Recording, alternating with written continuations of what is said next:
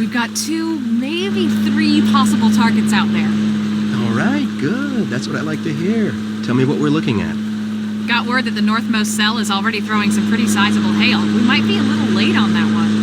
All right, that's not the system I'm excited about anyway. Didn't think so. We go west. It's a longer drive, but there's some good movement, high amount of shear. Perfect.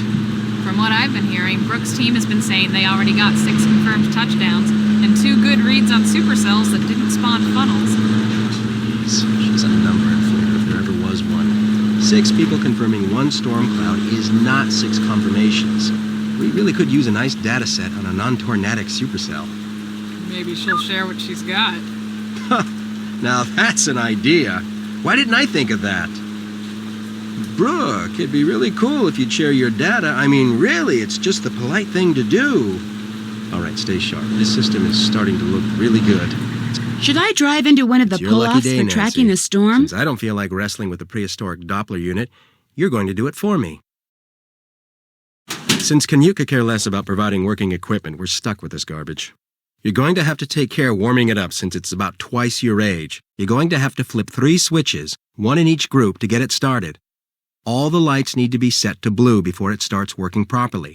Remember, the lights won't turn until you activate them.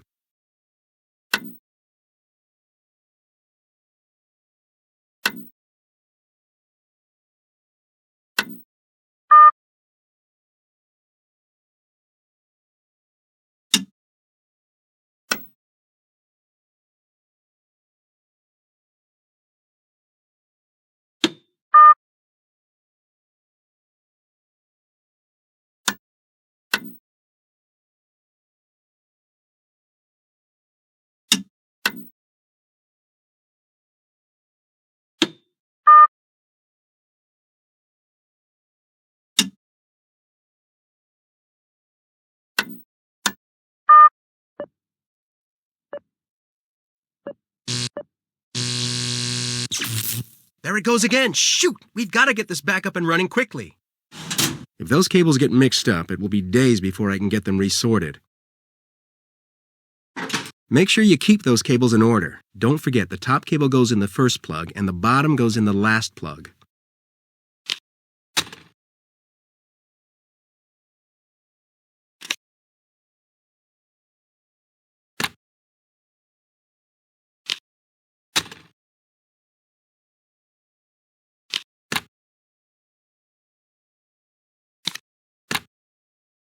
Almost done?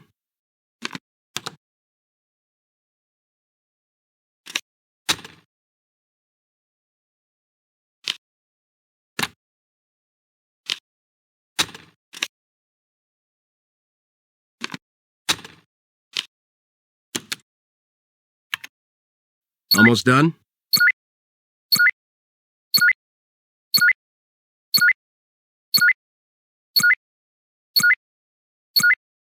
Nice job, Nancy. Looks like we're ready to roll. Actually, it looks like we're out a bit early here. Nothing's developing like it should be. Let's get back to base and track from there. I don't want to follow a bum lead on a system with this much potential.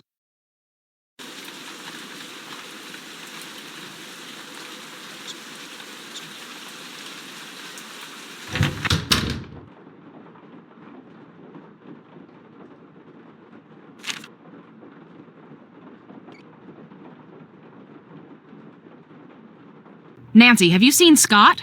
Not since we got back. There's a huge front coming in and he's nowhere to be seen. This is not like Scott. If you see him around, will you let me know? Chase and Frosty and I are supposed to be leaving for the Grange soon, and I really need to know that someone is keeping an eye on these fronts.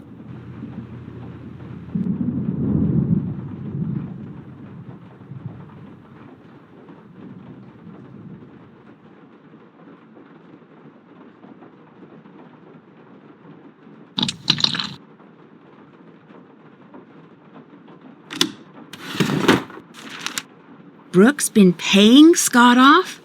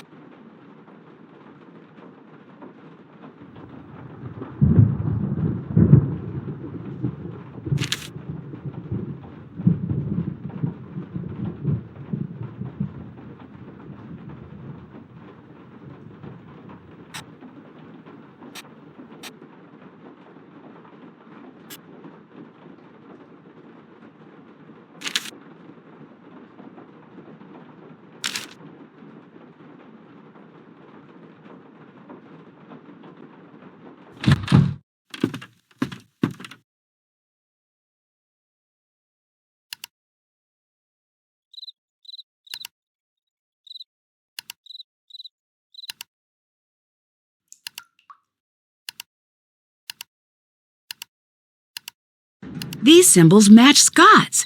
This must be some sort of code.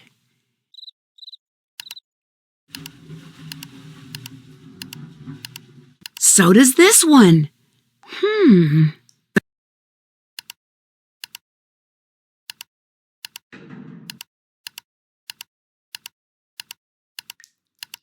These are all of the windmill. That must be where Scott's been meeting Brooke.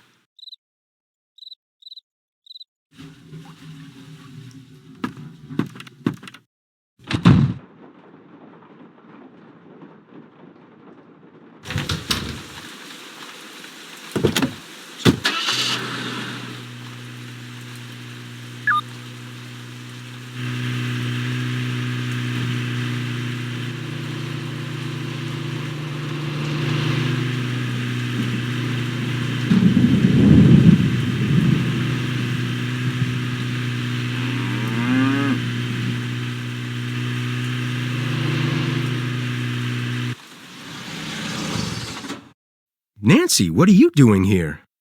You mean me as opposed to Brooke? Brooke? What are you talking about? When I was fixing the phone jack, I accidentally overheard the phone conversation you two had. I could hear it through the headset on your desk. And just what do you think you overheard? Enough to know you two are working together. You've been sabotaging your own team, haven't you? You've been doing everything you can to make sure Brooke's team wins and yours loses. That's ridiculous. That's why you're meeting her way out here, so the people who've been looking up to you all this time couldn't see her paying you off. I have never gotten the credit I deserve for the work I've done, ever! I know more about tornadoes than any person alive, and I get neither the respect nor the compensation people half as brilliant as me get without lifting a finger. Why? Because I work for a podunk college run by podunk incompetents bent on bad-mouthing and spiting me at every turn just because I don't play well with others at their idiotic staff meetings. Why don't you just quit? Because thanks to them, I'm considered impossible to work with. No other school will hire me. I'm stuck here and they know it. So yes, I've been sabotaging my own team. And yes, Brooke is paying me a small fortune to do so because I've had it. I'm through. A tornado's forming. I can feel it. It'll be on the ground in minutes. And it's going to be huge. And here you are, a novice out in the field and all alone. Nancy, this is Debbie. Over.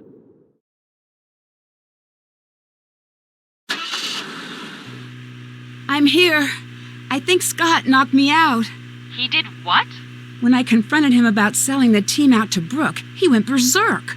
I can't believe he would do that, and with Brooke Tavenaugh, of all people.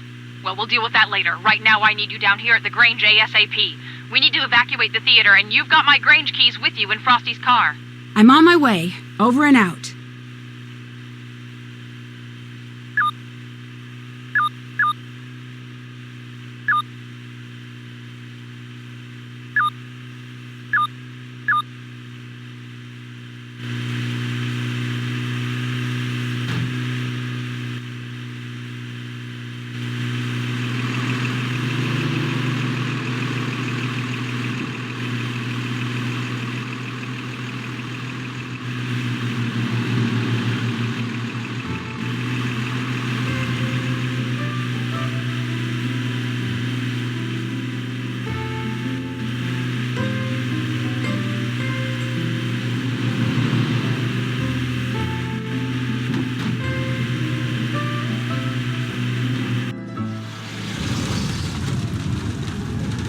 It's been chaos here. I was able to cobble together a pretty basic tracking system back at the homestead, and instantly I knew we were in trouble.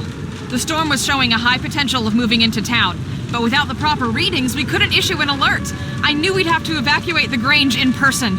But when we got here, we saw that it's locked. The shelter is locked on a performance night. I need you to take care of this while the rest of us work on a backup plan, okay? I'm trusting you here. I know you can do this. There are a lot of people depending on you right now.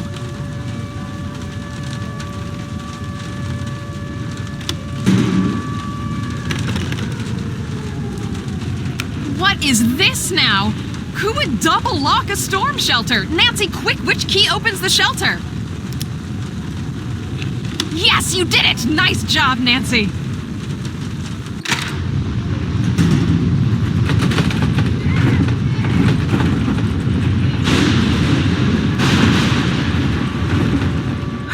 I think the worst is past.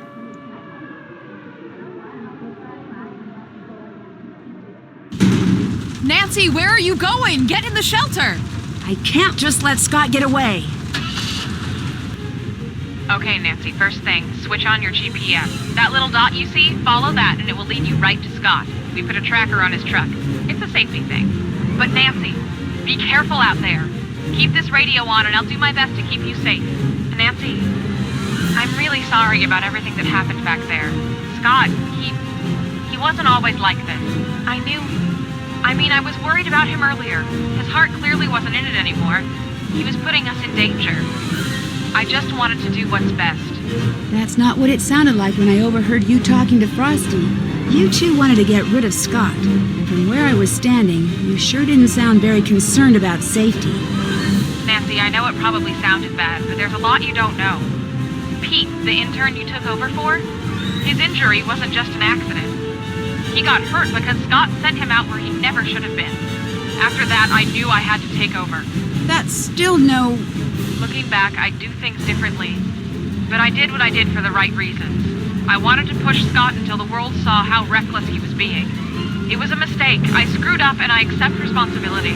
No matter what happens out there, promise me that you'll be careful. I promise.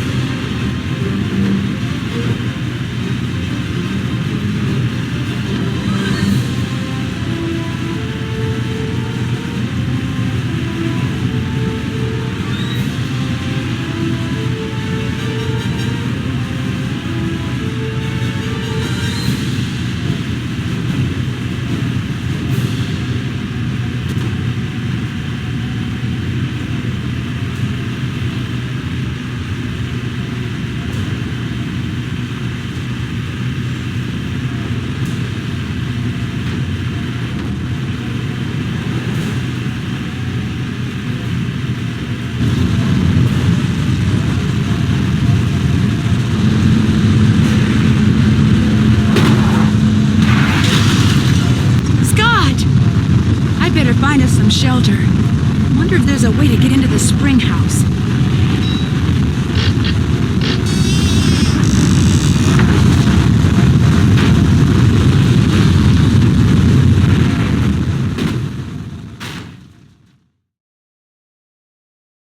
Made it! Dear Ned, once the theater was successfully evacuated, Debbie and Chase were able to follow the GPS tracking signal to the spring house, where Scott and I had safely weathered the storm. Although he was pretty seriously shaken up in the crash, Scott came to in time to see Frosty arrive with the police. He received community service for destruction of public property and interfering with public safety records. He didn't fare so well with the college. They fired him quicker than lightning hitting a bee-stung greyhound, as they say around here. So it looks like he'll actually be serving the community now, instead of just pretending to, even if it's just by picking up garbage by the side of the road.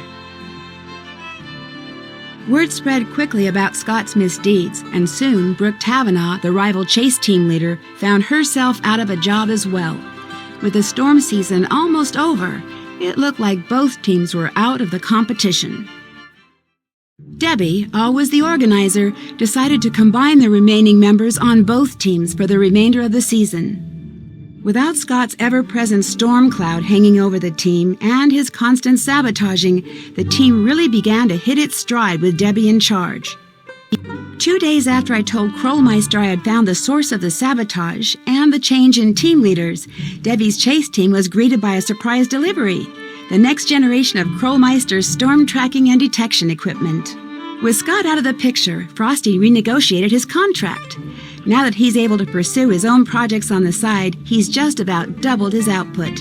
He's launched his own business, and when he's not getting pelted by softball-sized hail, you'll find him in his studio.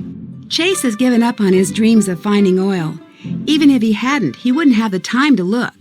Debbie's keeping him too busy. Free from having to spend his days fixing Scott's mistakes, Chase has finally had the opportunity to show off his keen sense for weather. Now that Debbie has accepted Scott's old position as head of the Canute Storm Team, he's become her right-hand man. Last I heard, he was going to assist Debbie in her classes in the fall. And when I got home, I found a surprise delivery myself as well. The first shipment of my lifetime supply of Cocoa Kringle bars. Krollmeister also sent me a note telling me to keep my bags packed. He has a special surprise trip planned for me as a way to say thanks. As long as it's someplace where the clouds stay in the sky like they belong, I'll be happy to go. While the winners of the Green Skies event won't be determined until fall, things are looking pretty good for Debbie's team.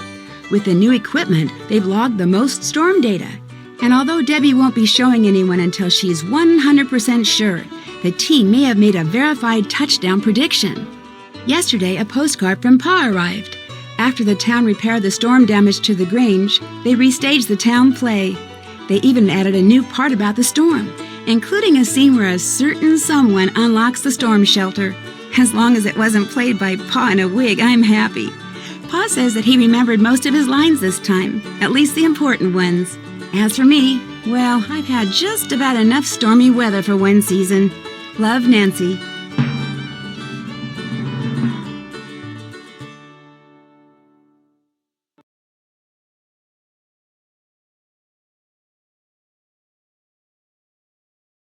After risking my life chasing down deadly twisters, I think it's time for a change of pace. I've decided to join Bess and George on their trip to Kyoto, Japan. I've always wanted to visit Japan, from the exotic food and wild fashion in the cities to the nature and tradition in the smaller towns. I know there's going to be a ton to see and do. As a thank you for all of my hard detective work, P.G. Krollmeister has reserved a room for me at one of the area's best ryokans, or traditional inns. It'll be nice to finally take a break from solving mysteries and to spend a few weeks without danger and dark secrets hiding around every corner. I've already heard that the ryokan I'm staying in has quite a reputation. I'm not sure exactly for what, though. Well, I'll find that out soon enough.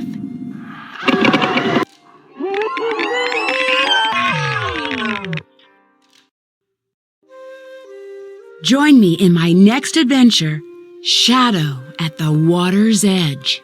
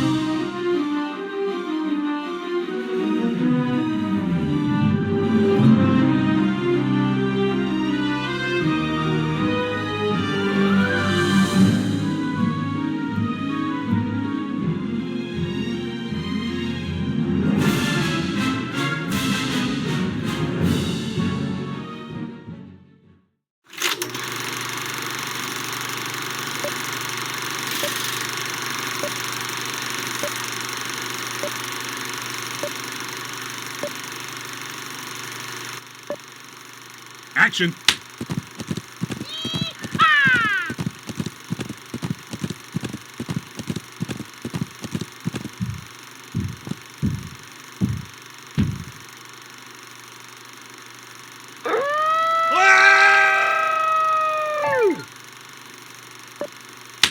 Here you go, little guys. Good luck in your new home.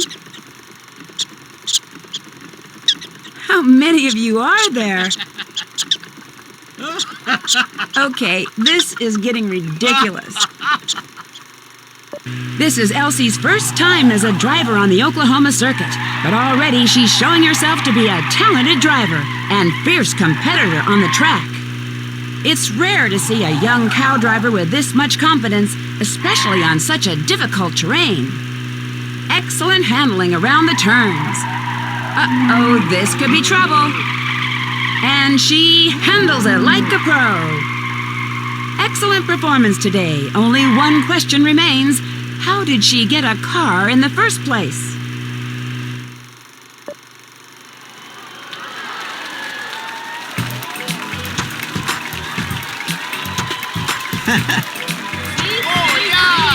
Yes, sir.